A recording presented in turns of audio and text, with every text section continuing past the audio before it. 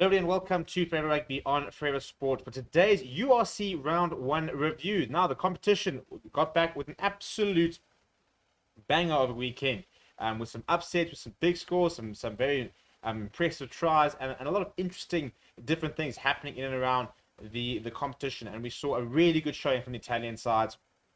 And a bit disappointing a little bit from Leinster, but overall a couple of very interesting performances. A dominant performance from the likes of Ulster, for example, and a couple of teams throwing down the early gauntlet.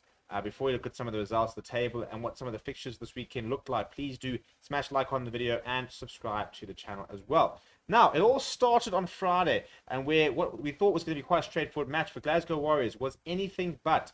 Benetton absolutely hammering the Scottish side at home, 33 points to 11. A lot of bookies lost money, including myself, and it was very good to see Benetton have managed to really sort of take a little bit of momentum from last season and bring it into the new season. And to go and dismantle a Glasgow Warriors side like that is no small feat. And I think that this Benetton side, there's a lot of exciting players there. And I think Italian rugby in general is growing a lot. And hopefully we're going to see a much stronger showing from both the Italian sides throughout the URC, which I think will do Italian rugby a world of good. And staying on Italian rugby, what was probably the performance of the weekend, Zebre Palma going within 4 points of upsetting Leinster in the opening round. For Leinster, under a huge amount of pressure, a massive sigh of relief, really, when the final whistle went. And credit, because Zebre were almost put away early on in the game, but they fought back, they never gave up, they always looked like they wanted to keep trying to have a go, keep trying scoring. And it was just very impressive to see such a spirited Zebre side. A couple of good signs in the summer, so I do think that they will be a bit more competitive.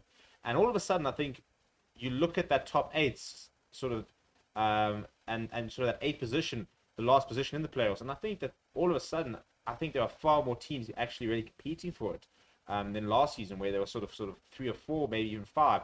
This season, I think we could genuinely see, 7, maybe even 8, all 8 teams competing for that final sort of playoff spot.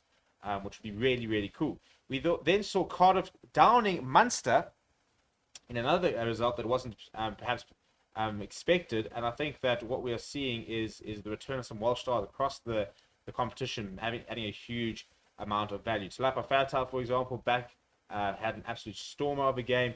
Liam Williams back as well in Wales, playing really, really well.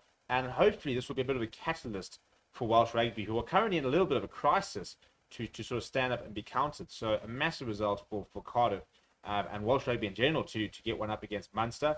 We then saw the Emirates Lions dismantled by the Bulls, 31 points to 15. A frustrating day at the office for the Lions, who would have felt that they were a lot better and the score might have reflected. But really poor discipline was the undoing for them. Far too many penalties conceded, a couple of silly mistakes. Defensively looked a lot better than last season. Bulls did score one of the tries of the season already.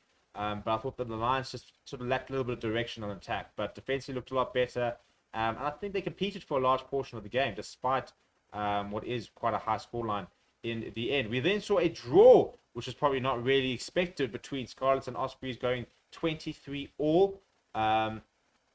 Before Ulster hammered Connacht 36-10. Ulster looked very good. I think a lot of people are saying that they could already be sort of early favourites for the entire competition, let alone the...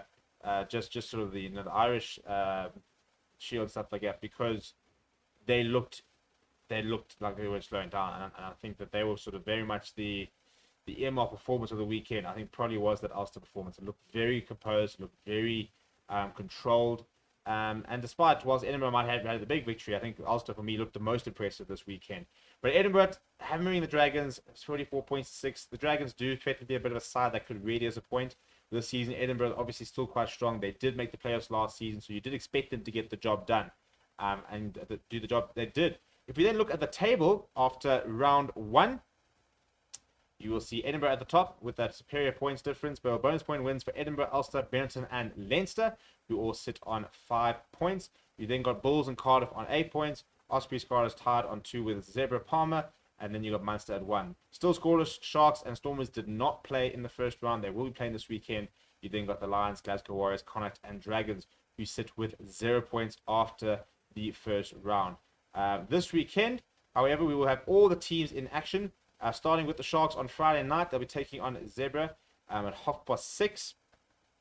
And that will be over in Italy. Then it will be Glasgow Warriors versus Cardiff at 8:30 on Friday night, followed by Leinster versus Benetton, which should be a really interesting game, especially the fact that Leinster did struggle. Will hopefully be bringing back a lot of their international players. But Benetton coming off a high, watching their Italian counterparts go toe-to-toe, will take a lot of confidence from that. On Saturday, Scarlets taking on Ulster, Bulls taking on Edinburgh at home. Stormers will be at the Darnay Craven Stadium, where they are taking on Connacht. And then there's obviously a bit of a break for the Block game. But then Ospreys are taking on the Lions at 8:30 at the Swansea Stadium. And then on Sunday, there will be a Sunday fixture. Dragons will take on Munster at Rugby Parade at 4 o'clock. A very interesting weekend of URC rugby. And I think hopefully we are seeing a competition which is going to be a bit closer in terms of the gap between the top and the bottom team. And hopefully we're going to see a lot of progress from the teams that maybe struggled a bit last season. I'm hoping we're going to see more from the Lions. I'm hoping we're going to see more from Zebre. I hope we're going to see a bit more from even I think Benetton. I'm hoping that they're going to be a side to push for playoffs. But sort of time will really tell how these teams do start to develop. Let me know what you thought about the weekend down in the comments below. Please do smash a like on the video and subscribe to the channel as well. Thank you very much for watching. My name is Steven, and I'll chat to you soon.